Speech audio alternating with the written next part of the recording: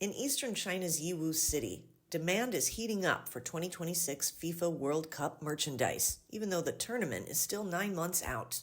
Known as the world's largest small commodities hub, Yiwu is ground zero for World Cup-related merchandise. Shoppers like Hossam from Jordan, which will be playing in the tournament for the first time in 40 years, says he's looking for general items and, of course, a soccer ball. We buying mixed goods from daily use things. Actually, we just buy one piece from you. Merchants from Yiwu's International Trade Market say they've been working on FIFA-related accessories since this past May. Like these scarves are accessories for 2026 FIFA World Cup. And these caps and glasses sell well. Many buyers are from the United States, Mexico, and Canada.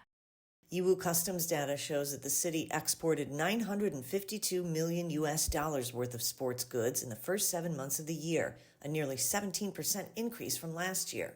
The data also shows that about $264 million worth of those goods were sent to the tournament's 3 host countries, Canada, the U.S., and Mexico. The tournament will be held in June of next year, with 48 teams qualifying.